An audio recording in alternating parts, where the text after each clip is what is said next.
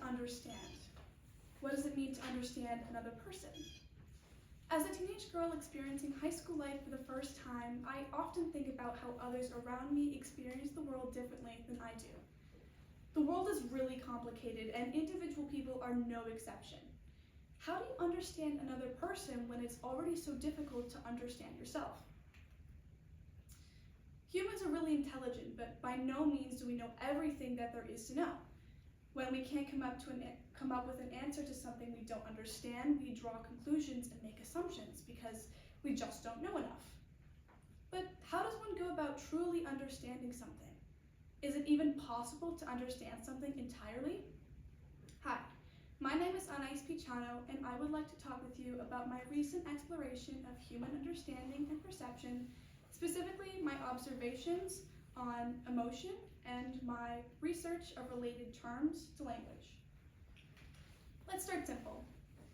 There are multiple definitions of understanding.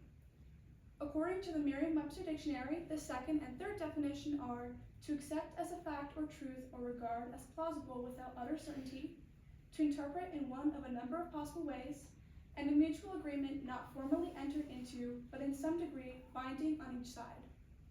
But what does any of this really mean? Let me use colors to explain. Everybody knows what the color red looks like, but hypothetically, what if my red looked like your blue?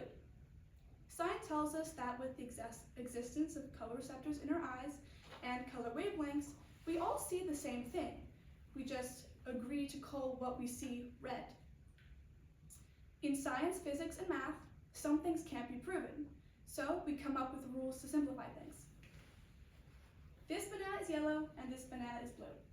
But let's say everybody in this room decided that this banana is now blue and this banana is yellow.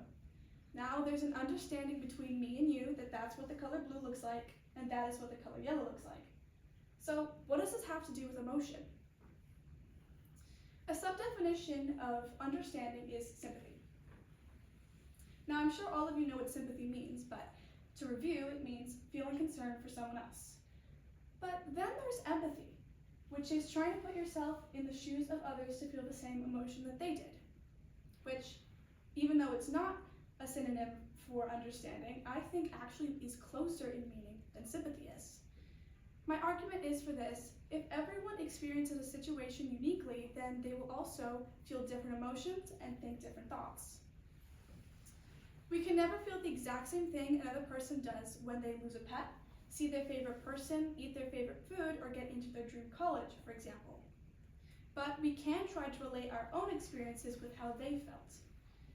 However, the idea of understanding also relates to emotion because people rely on emotion to communicate with each other. Language is non-static. It changes all the time. It evolves. Words only have power because we give meaning and emotion to them.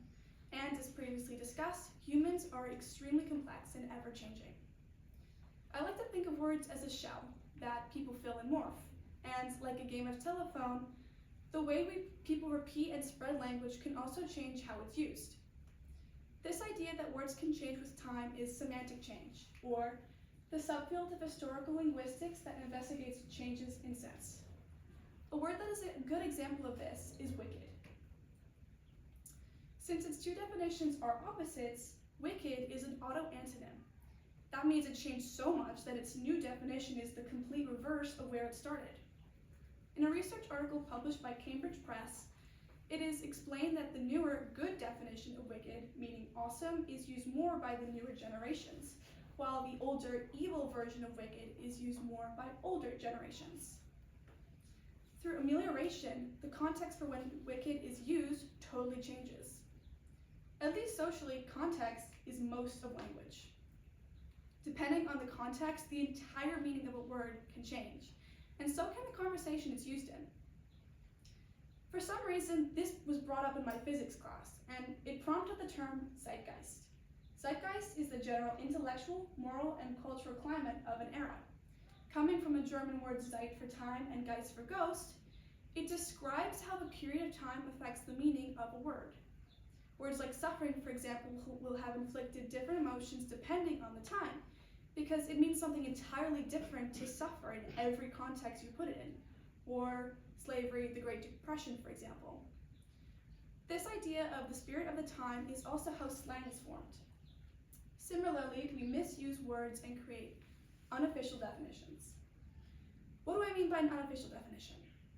After hearing a word be used over and over again in a certain way, we eventually learn to use it as if it were correct, whether or not it is.